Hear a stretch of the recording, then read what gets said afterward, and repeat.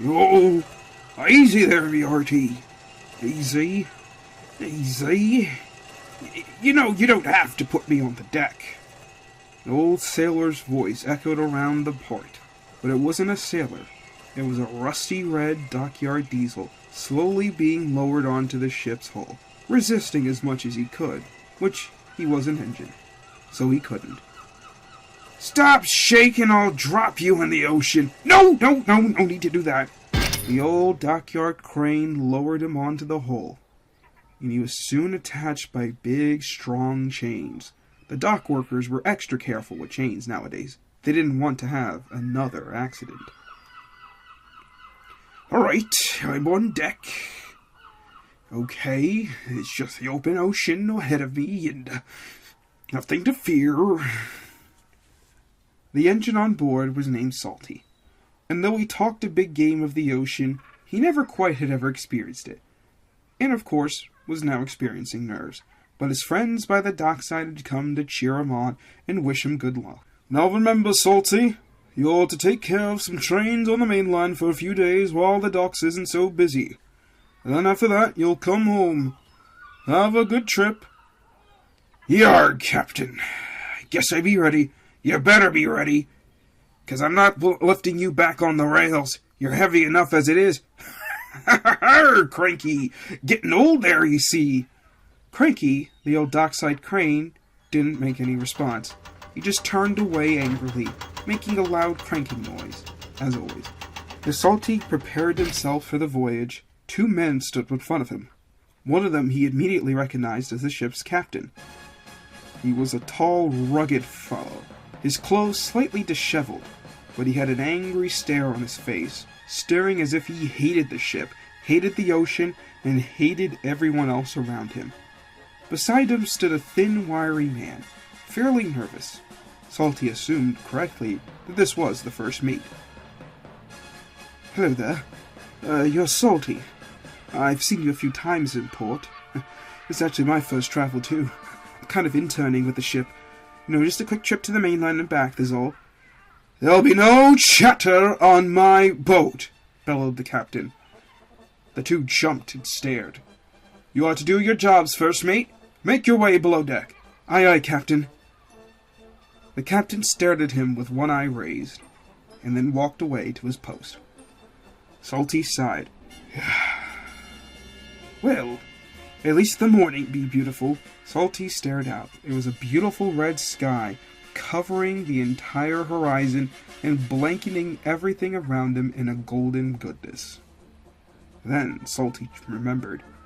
A red sky night be a sailor's delight, but it's morning. A red sky morning is a sailor's warning. Wait, me hearties! Before Salty could say anything, the ship bellowed a loud blast of its steam whistle, and the ship headed out to sea, and the sights of Sodor became increasingly quiet. Salty's friends whistled and cheered until they didn't. They had disappeared over the horizon. Don't worry there, Buttercup. Salty looked up. It was the ship. He had seen the ship in port many times and never noticed her face. I be the Lady Bella, so don't you worry yourself none. I'll take good care of you. We'll get you across the ocean in no time. I'm not worried too much. I've just never been out to sea before. Been in port, talked to many sailors, heard their dashing, debonair stories, but never done it myself. Oh, don't you worry something on. I've been out to sea many a time, seen all sorts of things. We'll be in the mainland in no time, just a short trip across the bay. They sailed on. After a while, Salty had become used to the sounds of the sea. There was the gulls, the background, the waves crashing against the ship, a nice fresh smell of salt in the air. Salty realized he was truly home. He quite liked the sea. That was until there was a loud jerk. Yarg! What be that, me hearties? The captain was tumbled off his post. He looked up angrily from the deck. What happened now? Must be seaweed in the rudder, sir. Nothing we haven't seen before. First mate! Yelled the captain. The first mate appeared as once, as almost by magic. Dive into the water and cut loose the seaweed. The first mate stared back. What? Dive in near the rudder and cut loose the seaweed. Need I repeat myself again? Bellowed the captain, with a voice that scared away all of the gulls. No, don't you worry, nothing. I'll take care of it. With a mighty strain, the Lady Bella tugged and pulled at the seaweed that had caught. Yar, he'd be like a large sea squid. You can do it, me lady! Salty cheered. The Lady Bella tried, and eventually, with a large groan, the seaweed broke loose. Must have been a large cluster in the water. It happens all the time, sugar. We'll be through in no time. The Lady Bella was so confident. Perhaps, Salty thought, he should be so confident. But the Lady Bella had no idea what she had done to her ship's engine. But that wouldn't happen until later. They sailed on. Eventually, the red sky faded. But instead of a beautiful blue sky, it was a gray one with darkening clouds. An ominous feel filled the air. Salty knew a storm was coming. With a mighty crack, a loud, thunderous roar came from around the ship. Lightning had struck nearby. Suddenly, as if by magic, the waves began to rock and roar. The ship began to sway side to side. Salty hoped those chains were truly as strong as the workmen had promised they would be. Oh, don't worry, no self. I got it. And Lady Bella fought and fought and fought until finally, a loud plume of... Wow, that was not a word. The Lady Bella fought and fought and fought, and then finally, with a large plume of smoke, nothing. I'm dead in the water.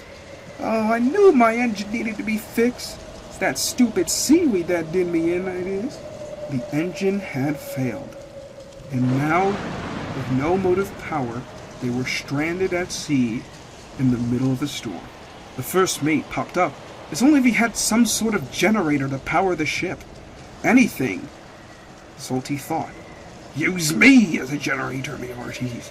Droll, you have some fuel aboard? I might be able to power the ship. The captain let out a hearty guffaw. Don't be serious.